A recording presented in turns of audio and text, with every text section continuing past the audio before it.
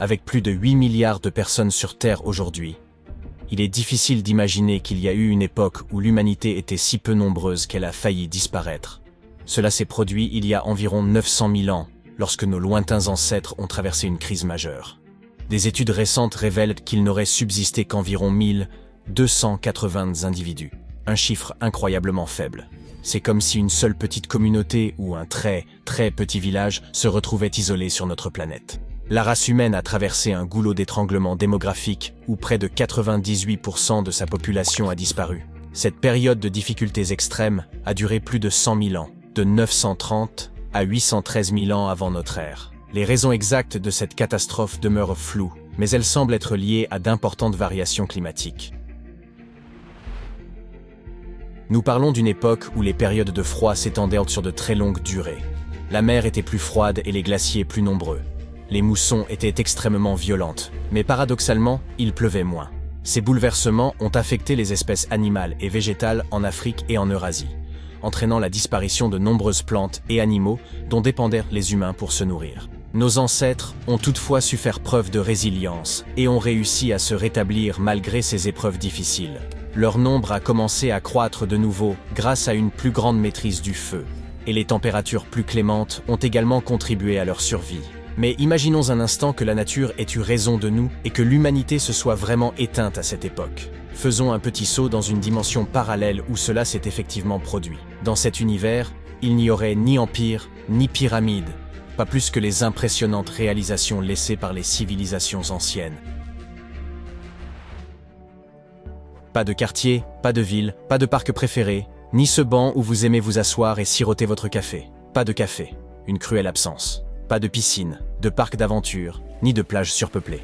Aucune créature ne pourrait se rendre sur un autre continent séparé par l'océan, sans navire, ni avion pour les transporter. Les animaux devraient attendre le déplacement des plaques tectoniques pour explorer de nouveaux territoires. Wow! Vous réalisez à quel point le monde est incroyablement silencieux. La nature ne produit presque jamais autant de bruit que les humains. Nos bâtiments sont bruyants, tout comme les voitures, nos motos et tous ces véhicules pétaradants. Si vous vivez près d'un aéroport, vous savez combien les avions peuvent être assourdissants. Ici, aucun téléphone ne sonne, aucune musique ne s'échappe des bars ou des salles de gym. Et regardez ce ciel d'un bleu pénétrant. Vous n'avez jamais vu un ciel pareil dans votre monde. La pluie et le vent nettoient la surface de notre planète, bien qu'il n'y ait pas beaucoup à faire sans la poussière et le smog produit par nos activités. Il y a bien de la poussière, mais d'un autre type, celle que génère la nature. Nous ne la remarquons pas vraiment car nous avons tous ces systèmes de chauffage et de climatisation qui brassent l'air et cette poussière partout. Les seules sources d'eau potable sont les lacs et les rivières, où de nombreux animaux différents se regroupent. Il faut un certain temps pour s'y habituer, où que vous alliez, des bêtes sauvages défilent sous vos yeux. Pas de chiens, ni de chats, ni aucun autre de ces animaux domestiques familiers. Il n'y a pas non plus d'électricité. Si vous avez emporté votre téléphone, prenez quelques photos rapidement, car vous ne pourrez pas recharger votre appareil une fois la batterie épuisée. Il n'y a pas d'internet non plus, donc vous serez le seul à voir ces photos. C'est tellement étrange de voir de l'herbe si haute et sauvage. Personne pour la tondre, ce qui rend la marche difficile, surtout en l'absence de route. Vous n'avez ni faux, ni outils pour dégager le chemin, car l'humanité n'a jamais atteint ce niveau de progrès. Ouah, il y a des plantes que vous n'aviez jamais vues auparavant. Chaque fois qu'un arbre laisse tomber une graine, quelque chose de nouveau peut pousser. Et sans humain pour choisir quelle plante cultiver, la nature se développe librement.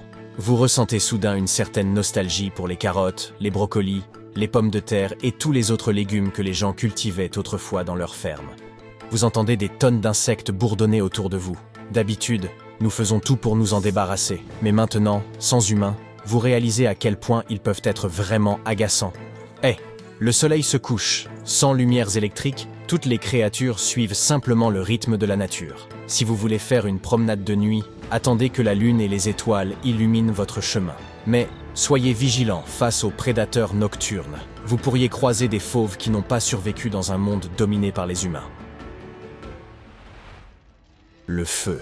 Heureusement, il y a une rivière à proximité. Vous plongez dans l'eau et atteignez l'autre rive. Les incendies sont plus fréquents dans un monde sans humains. Par exemple, la foudre peut frapper un arbre ou enflammer des broussailles. Personne n'est là pour éteindre les flammes, de sorte que les incendies continuent de se propager jusqu'à ce qu'ils finissent par s'éteindre d'eux-mêmes. Il est difficile d'appréhender le monde de cette manière, mais il est encore plus difficile d'accepter que la Terre se porte bien sans nous, tout comme elle se porte bien sans les dinosaures, les mégalodons, les mammouths laineux, les dodos, et d'autres créatures anciennes qui se sont éteintes. Retournons à nos recherches. Certains scientifiques ne pensent pas que nos anciens ancêtres aient été si proches de l'extinction. Pour obtenir ces résultats, les chercheurs ont eu recours à FitCall, un outil spécialisé qui aide à étudier les changements dans les anciennes populations humaines en examinant les données génétiques des humains modernes. Ils ont analysé l'ADN de plus de 3000 individus en Afrique et au-delà, juste pour cette étude.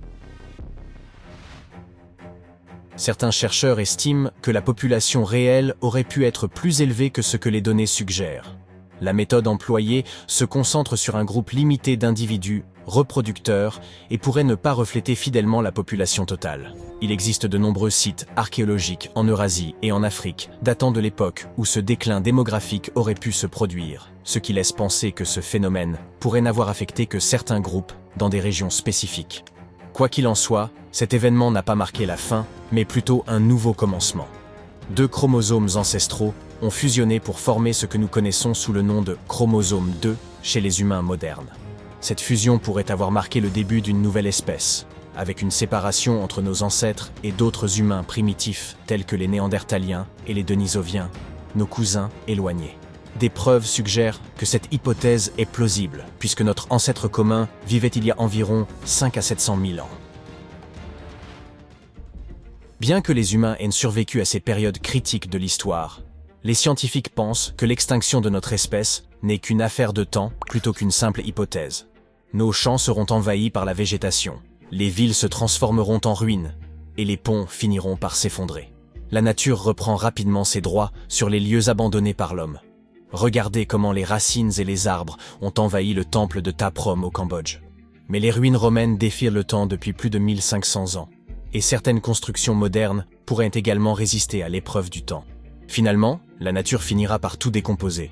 Si les humains venaient à disparaître, qui pourrait nous remplacer? Il a fallu 200 millions d'années pour que notre espèce évolue à partir des premiers mammifères. Qui pourrait répéter ce processus? Le dernier ancêtre commun des chimpanzés et des humains a vécu il y a 8 millions d'années.